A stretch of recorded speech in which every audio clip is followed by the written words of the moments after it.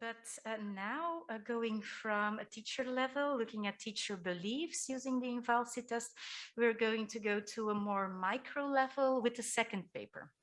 And the second paper is titled The School That Works, Investigation of Organizational and Educational Characteristics in Institutions with Positive and Negative Added Value. And it's really, the paper is going to use the job demands and resource model. And I think in the current context, in the COVID context, this will be very insightful. There are a lot of authors presenting this paper, so you can read all the authors in the program.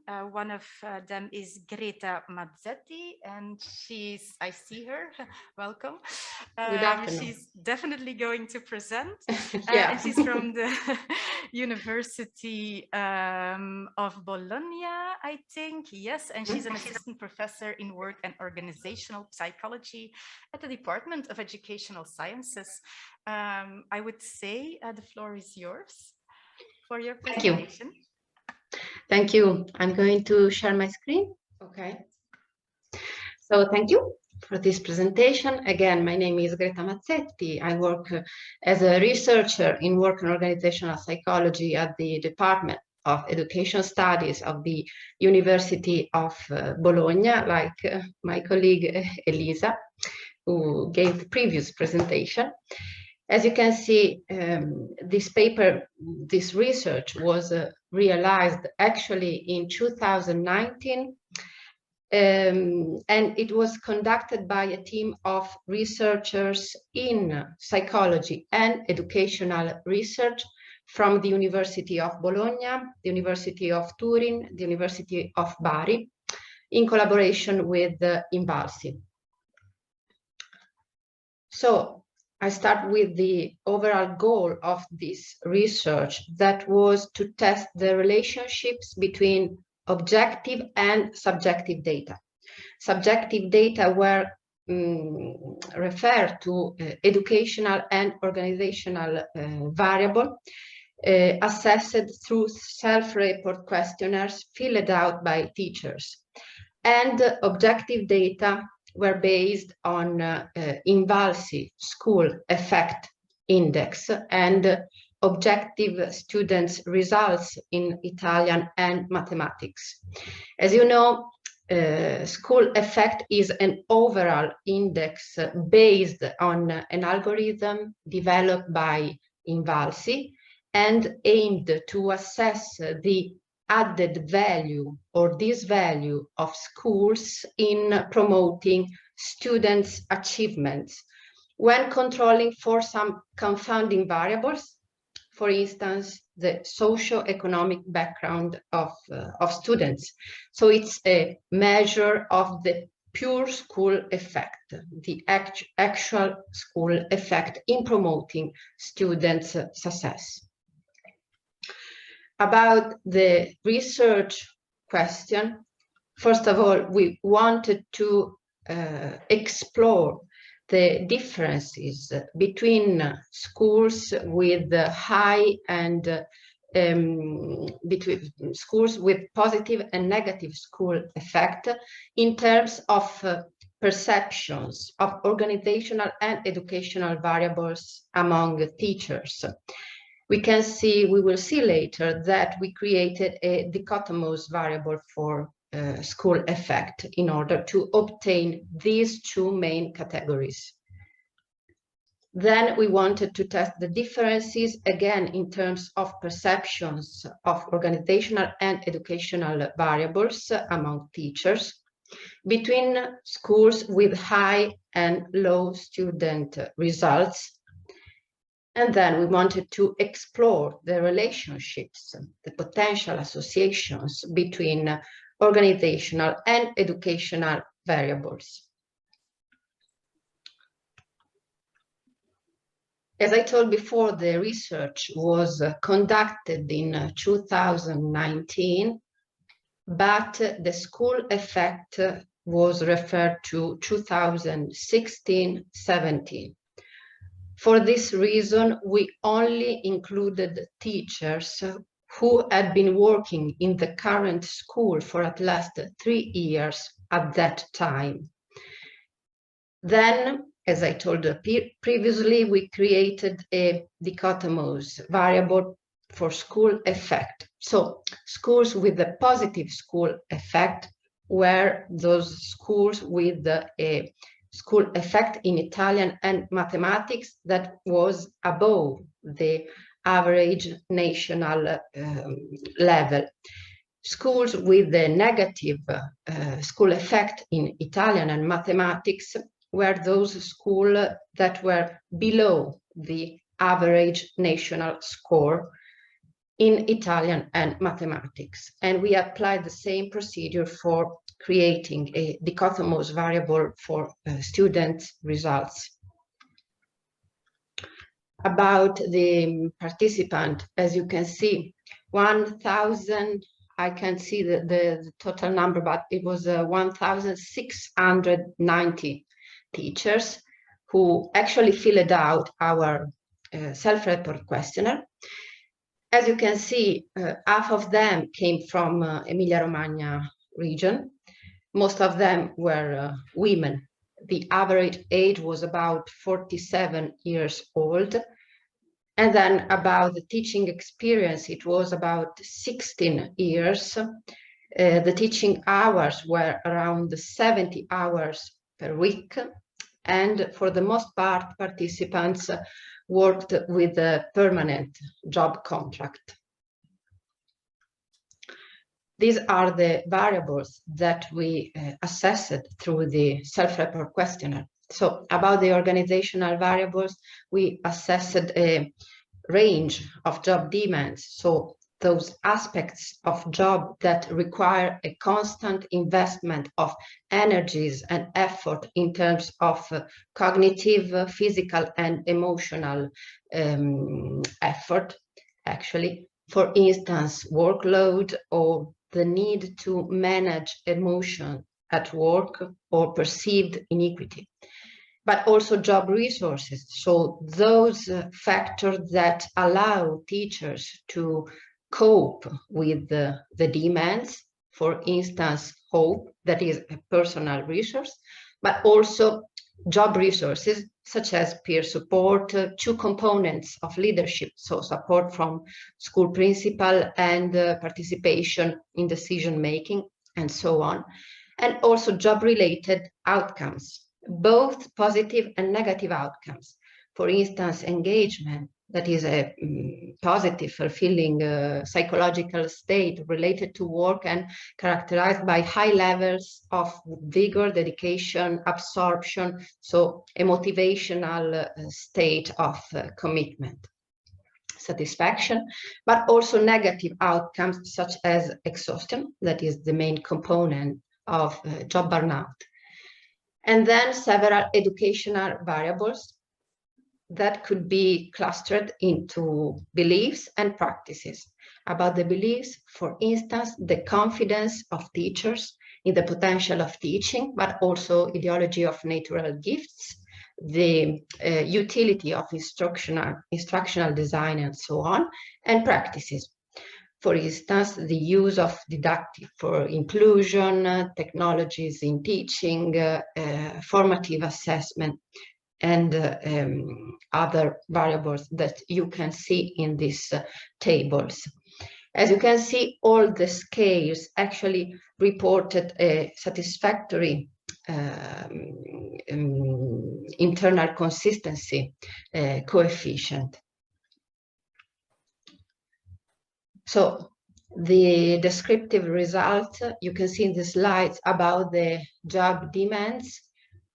On a scale from 1 to 10, you can see that teachers perceived particularly high levels of workload, emotional labor, and as you can see, all the variables are reported in descending order, so lower levels of inequity and verbal aggression. About the resources, teachers report high levels of perceived hope, support from colleagues, but also support from the school principal, job security, and then opportunities for professional development, job crafting strategies, participation in decision-making processes, and followership. Concerning the outcomes, just to give you a sense of our results, participants reported high levels of engagement, so commitment, involvement in their work, motivation, high levels of satisfaction and workability, and you can also see quite low levels of exhaustion that we can consider as a proxy of job burnout. About the educational variables, you can see that going again in descending order, teachers who filled out the questionnaire reported high levels, high perception of high positive vision of the formative assessment, a high perception of the utility of the instructional design, and the confidence in the potential of teaching. Going to the practices, teachers reported high levels of parental involvement in the assessment process, high opportunities for autonomous learning, the use of active analogic mediators of formative assessment and documentation, lower levels of initiative for inclusion, the use of technologies in teaching activities, the use of symbolic and iconic mediator, and lower levels for the didactic for inclusion. As I told before, we then decided to create a dummy variable for school effect in Italian and mathematics. So school with the positive school effect reported an index that was above the average national score, and a negative school effect referred to school with an index that was below the national mean in Italian and mathematics. You can see in the first table that for the most part, our participant worked in school with a negative school effect. So a school effect that was below the average score at national level. We used the same procedure for student results in Italian and mathematics. In that case, for the most part, teachers that participated in our study worked in schools with high student results, almost half of them. So about the differences in the perception of teachers working in schools with a positive or negative school effect, we can see that teachers working in school with a positive school effect reported significantly higher levels of perceived support from colleagues, but also support from the school principal, and also higher levels of participative leadership. Concerning the educational variables, again, teachers in schools with a positive school effect reported significantly greater levels of perceived utility of instructional design. Then the comparison between schools with student results above or below the national average score. We can see that teachers working in school with student results below the average national score in Italian and mathematics reported a higher perceived workload and also a higher occurrence of exhaustion symptoms. They also reported higher levels concerning the ideology of natural gifts. Then some results from regression analysis. We can see that in school with positive school effect, workload was negatively related to the confidence in the potential of teaching. Then we can see some results that are common to school with positive and negative school effect. In both cases, opportunities for professional development among teachers was related to a higher confidence in, only in school with positive school effect, professional development was related positively with the confidence in the potential of teaching, but in both cases, opportunities for professional development were positively related to the perceived utility of instructional design and negatively associated with the ideology of natural gifts. Then we wanted to explore also the potential antecedents of exhaustion among teachers. We can see that in schools with the positive and negative school effect, exhaustion was related to a higher perceived workload and also to the perception of inequity. So the imbalance between the effort and the reward in one's work experience. Exhaustion was also positively, negatively related to extra role behavior. So the enactment of those behaviors that go beyond what is officially prescribed by one's job role, and is also negatively associated with job crafting strategies. So the opportunity to shape, to craft one's tasks and job according to the personal preferences, attitudes, and interests. So to have a proactive attitude toward the job. Just to summarize our results, we can say that the main difference between school with a positive and negative school effect was related to teachers' perceptions of the support they received from their school principal, but also participative leadership and support from colleagues. Schools with low student results were also characterized by higher perceived workload, higher symptoms of exhaustion, and also higher ideology of natural gifts. In schools with high student results, we had the opportunity to identify greater use of active analogic mediator, the use of formative assessment, and greater initiatives for inclusion. Concerning the opportunities for professional development, they are negatively associated with the ideology of natural gifts, but they reported a positive association with the utility of instructional design.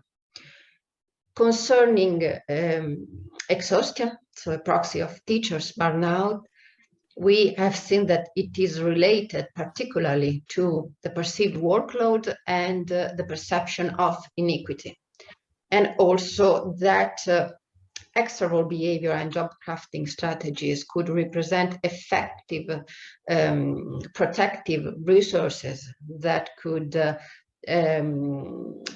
limit or let's say reduce the occurrence of symptoms of teachers' burnout. Just a snapshot about the future development of this research. We are going to collect a school effect index also for 2018-19 and for 2020-21. So we are going to analyze this data using a longitudinal perspective. Then we're going to enrich the quantitative data we collected using also qualitative data that could stem from interviews with school principals and focus group involving teachers. And we are going to involve also students because we'd like to collect their perceptions about school climate but also about educational practices and the difficulties in daily class activities. I guess that's it for the time being. So thank you for your attention.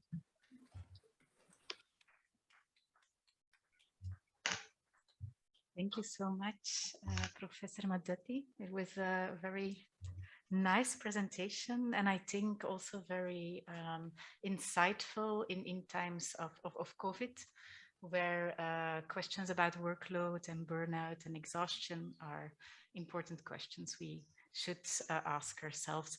I'm looking at the audience. Does the audience here on site have a question for this group of presenters? Once, twice. I maybe have a question then for you, if I may. If there are no questions in the chat, I'm looking at the other side of the room. No? Okay. I was wondering, I mentioned COVID-19 before. You mentioned that for the student, mean student data used 2016, 2017, correct? But I think for the school data, for the organizational variables, used 2019. Huh? Was that before or after COVID, or were you really in the midst of the? No, we were happy at that time. So it was spring 2019, okay. Before the COVID. Yeah. We wanted to collect data also in 2020, but then everything changed. So we didn't have this opportunity, and we are going to collect the data of the last year, so 2021, that is different from the data we had before. I don't think we're going to make some comparisons because they are not really reliable. No. But we are going to continue. These data were collected before the pandemic. Okay, yeah. But it would be super interesting indeed to see now, not to compare, but to see what the situation is under the current circumstances. And I was really glad in your presentation afterwards, in your discussion in the last slide, that you referred to school climate.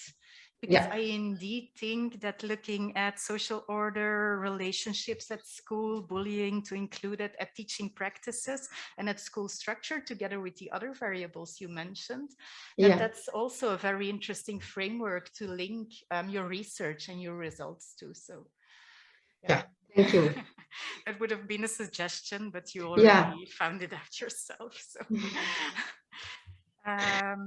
Okay, I'm looking at the audience once more, but I think, I think Professor Mazzetti, thank you so much for your presentation. Thank you. And I wish you all the luck with the follow-up. Thank you very much. Study.